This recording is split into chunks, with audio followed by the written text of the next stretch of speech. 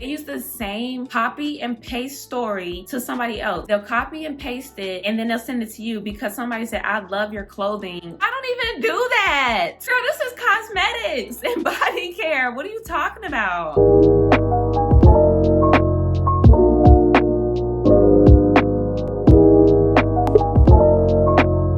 What's up, besties? Welcome back to my channel. If you're returning and if you're new here, hi, my name is JayyJackk, and today I'm going to be giving you all my very unpopular opinions, small business edition, because everybody be thinking that owning a business is sunshine and rainbows, and I'm here to tell you that some days it's clouds and rain. Okay, we're going to get into some important topics that surrounds having a business in general, and I'm going to give you my opinion on it. And if you are an business owner as well, then feel free to chat with me in the comments if you agree with some of my opinions, and if you don't agree with some of my opinions, feel free to chat me in the comments so we can have a little respectful dialogue. If you're an aspiring business owner, don't let this video discourage you. Let it be like an informational video, okay? And my experience with business is not the same as someone else's experience with business. And again, I've only been in business for a year and a half, so these are just my experiences from start to now. Let's get right into it.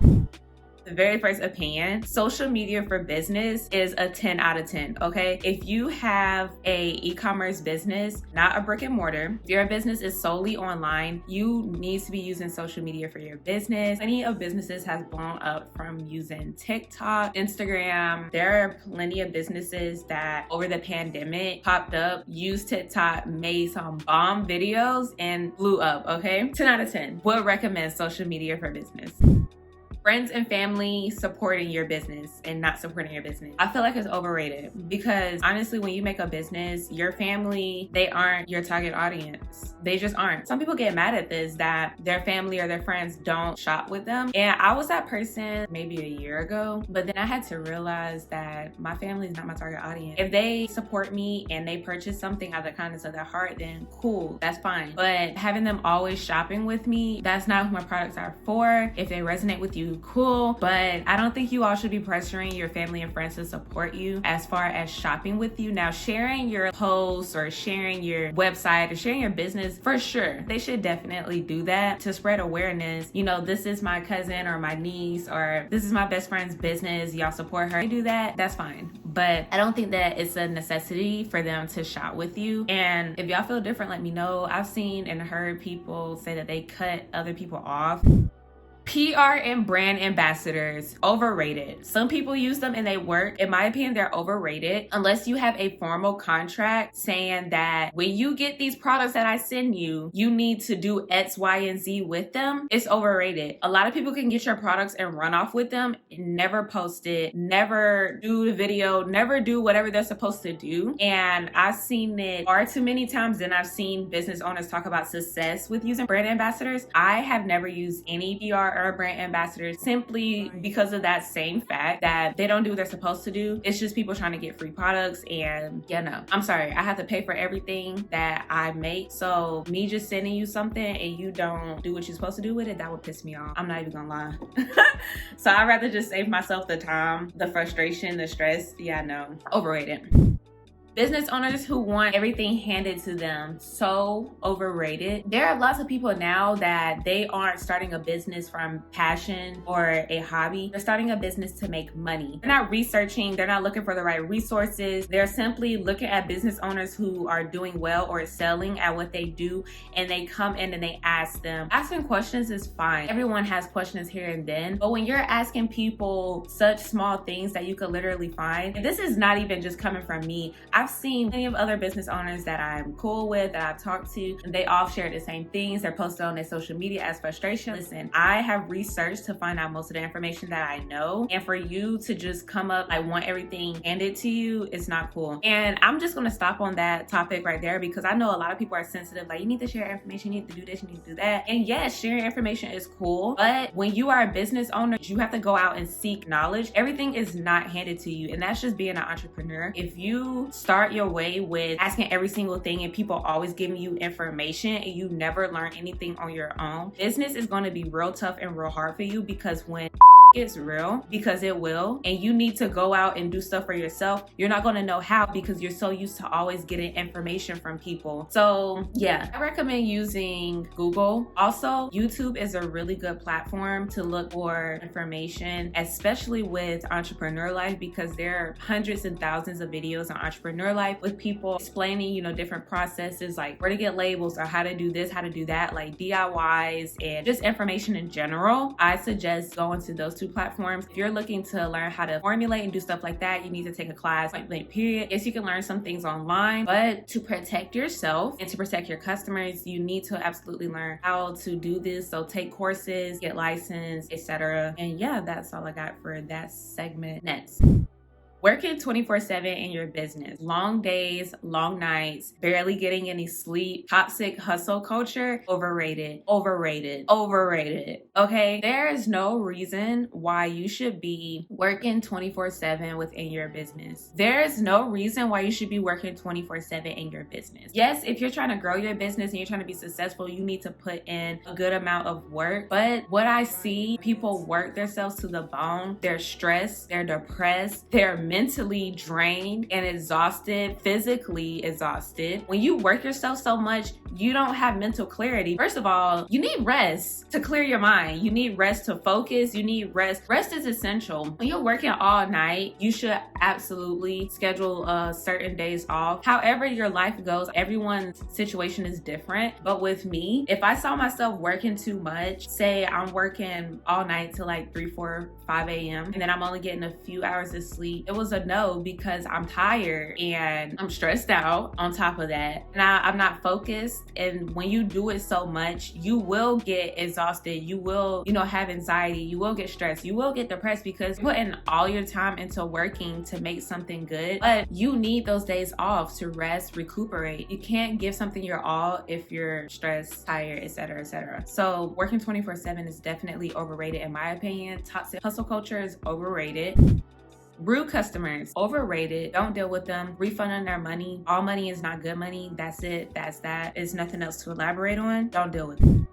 Taxes, business taxes. I would say that they are overrated, but if you're in America, taxes is something that you just can't avoid. You have to do it. It's overrated because of how expensive it is being self-employed, and I'm not a tax professional. Let me go ahead and say that. I'm not a tax professional. This is not any tax advice or this isn't any financial advice. Seek with a professional accountant to help you with this. But from what I've gone through, you have to pay quarterly taxes when you're self-employed. You get taxed the self-employed rate, and it's really expensive. You have to pay monthly taxes. Well, this is in the state of South Carolina. I don't know about any other states. I can only talk about with my experience. You have to pay monthly sales tax on sales that you have within South Carolina. If you don't pay your taxes, you can get penalized. People think that they can just get around with not paying taxes by like not having a website or something, and don't do that because it can catch up to you still. Like, it can get penalized. I mean, it's taxes. What can we do? There's nothing we can do about it.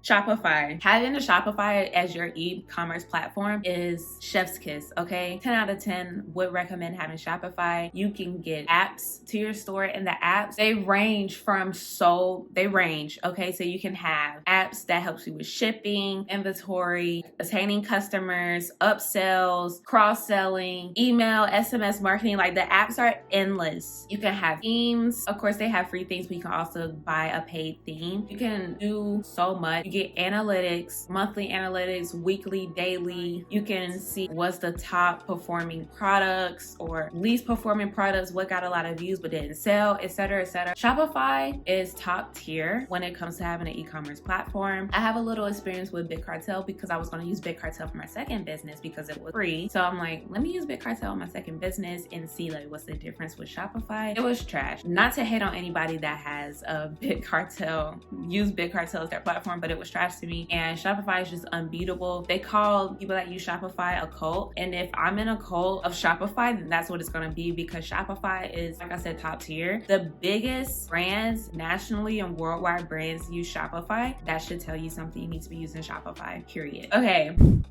copycats in your business. So I feel like having copycat is something that cannot be avoided with whatever you do, because there's always going to be somebody that copies something, which doesn't make it right. It does not make it right whatsoever. But I feel like copycats are just so common these days, and it's so annoying. But one thing that you can look at it as, that person won't be able to make a new move until you make your move. It's like a pro and a con. If you have something that you create yourself, like you sit down, draw something out, or you sit down, you plan something, you make a slogan or whatever it is, the best way to not deal with copycats is to trademark it. Trademark it, okay? There's a business sister, KDK Beauty. She made the I Started the Businesses bag, and the amount of bags that came after she did them was so crazy to me. But that's what people do. They copy things, and she do have all of her bags trademarked. But that's just a prime example that if you make something and people see that it sells and that they can gain customers and get sales from doing the same exact thing, they're going to do it. People are out to make money, so there's no rules in the game of entrepreneurship. But having something trademarked is the best way to protect yourself and your business, because as soon as someone copies whatever you do, boom, you can sue them. But this is not any legal advice. Take it with a grain of salt. Consult with,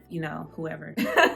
Consult with whoever. But copycats, so overrated. That's just my opinion. Bad reviews. I don't think bad reviews are overrated. I really think the people that don't like bad reviews are the same people that can't take constructive criticism. Yes, like it sucks to see a bad review. You see a bad review of your business and you're like, WTF. I think bad reviews are there to help you. So as long as they're not over the top, extremely false, the person is clearly making something up, or this person has never shopped with you and they're just leaving you a bad review, yes, delete those, because that's a C9 to me. Delete it. Other than that, if you get a bad review, say you make a product and the person said that they didn't like it, you have a service and they didn't feel like your service helped them, then don't be mad. Use that review to help you improve with your product and or service, and see what you can do better because of that review. Someone left me a review. It was 3 stars. They liked the body butter consistency. They like how it felt on their skin, but they wish it was creamier. So when I first saw it initially, I'm like, dang, that sucks, they didn't like it. But they didn't like the texture, the actual texture. But when I make any new batches, I make sure to whip it, longer, make it more fluffy, or, whatever I have to do so that I can get a creamier texture. I don't know what they consider like extra creamy, but I just use that in my products and my formulations to improve things, because you're always going to be improving things with business. It's always going to be constant improvement. You cannot stay stagnant. Okay, so free product abusers. Influencers.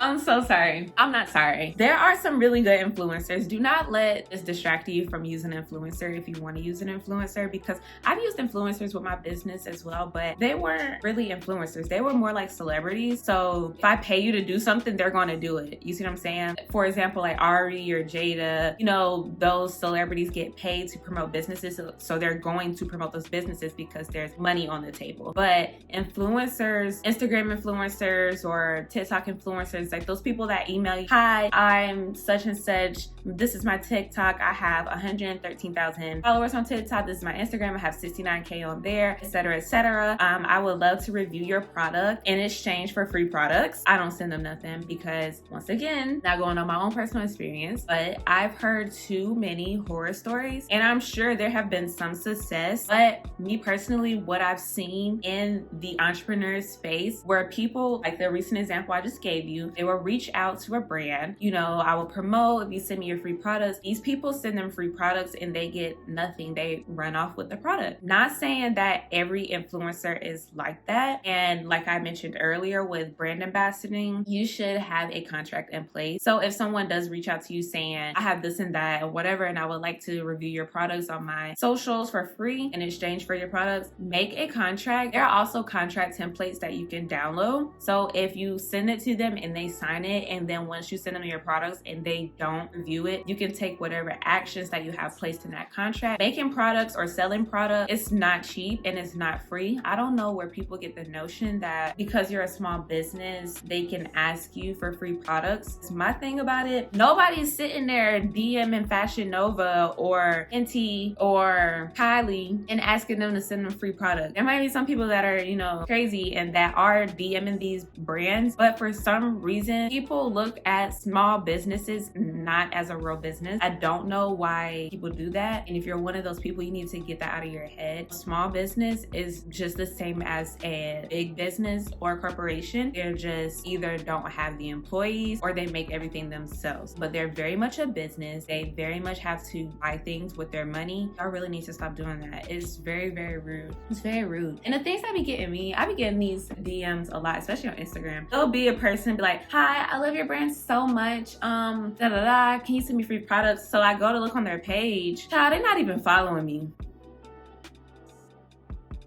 How you love my brand so much, but you're not even following me? Because brands that I love, or brands that I even like, not even love, I follow them so I can keep up with them. They don't even follow you. How you love me? You're just trying to get product, and then you know how they're trying to get free products. They use the same copy and paste story to somebody else. They'll copy and paste it, and then they'll send it to you because somebody said, I love your clothing. I don't even do that. Girl, this is cosmetics and body care. What are you talking about? That's how I know y'all just trying to get free products.